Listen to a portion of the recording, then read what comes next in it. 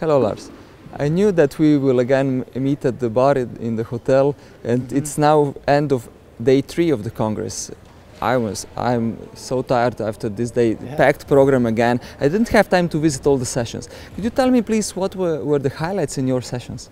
Well, so yes, it's been a long day with 2 sessions for late-breaking trials that have both been very exciting. So I think that the theme of the Congress, Mitja, is classical repertoire, modern instruments, and indeed we've seen a lot on devices, catheter-based intervention devices and more invasive devices. On the first day, on Saturday, the acute heart failure late-breaking sessions had a lot of devices discussed. And also this morning's late-breaking trial sessions discussed a lot of aspects of devices. Mitja, what about you? There's one session in particular that I missed and I felt really exciting, and that's the heart failure, the HFA championships. Yes, this was really a fun session, again with 3 teams presenting tough clinical cases, asking difficult questions to each other, and we had defending champion France taking the challenge against Austria and Korea, but France succeeded again, so we again have the defending champions France next year in Athens, and we'll see who will dare to challenge them. Who will be the challenger, yes. Right. So really, I enjoyed that session, but what about others that you have visited? Well, anything important? Yeah, so something that's really important, to get back to this theme of devices. So the HFA has a new position statement on advanced heart failure, and that was presented in a morning session. And then there was also an important session on complications of durable LVAD therapy, and I think they belong very well together. It's clear that the ESC and the HFA is moving toward better integration with many different disciplines in cardiology, catheter-based interventions, surgical interventions, and indeed heart failure care is now so complex and has moved so much farther with this modern instruments as we talk about. So if we talk about the advanced heart failure position paper, it's clear that as heart failure cardiologists, we really need to do a better job at catching patients who are getting worse with heart failure. Heart failure is a progressive disease. We need to catch these patients on time and refer them for appropriate advanced heart failure assessment. Many times we talk about the tools of selecting patients for heart transplantation, for LVAD therapy, etc. But this is a really complex discipline. This is a subspecialty. What's much more important for the patients as an aggregate is that we catch when they are progressing in their advanced heart failure, when they don't tolerate basic heart failure drugs, and refer to the advanced heart failure centers for an assessment very early. This way we'll be able to avoid implanting devices when the patient is too sick, transplanting patients that are too sick, and we'll avoid all of these complications that occur after advanced heart failure therapy and make these interventions very expensive and provide for a lot of suffering for the patients.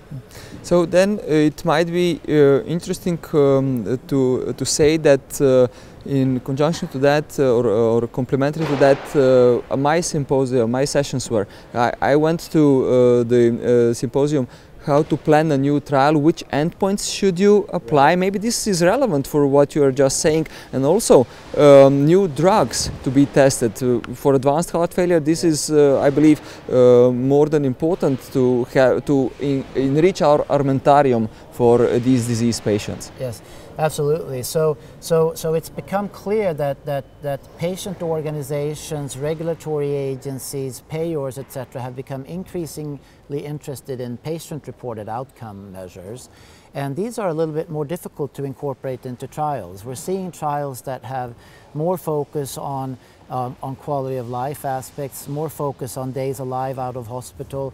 We're seeing trials that take patient input into consideration, but that also makes it more difficult.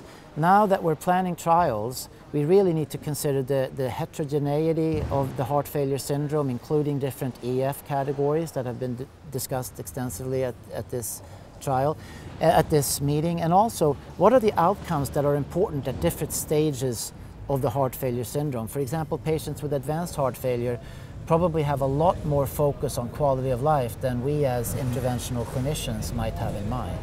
Well, I believe that in this context, we are now mentioning particular attention needs to be paid to comorbidities. Yes. I've been to 2 such sessions. One was about cardiopulmonary interactions, and this was quite unique because the faculty consisted of 2 respiratory physicians, yes, 2 cardiologists, and in the end we have had panel, how does my clinical practice look? So Yeah.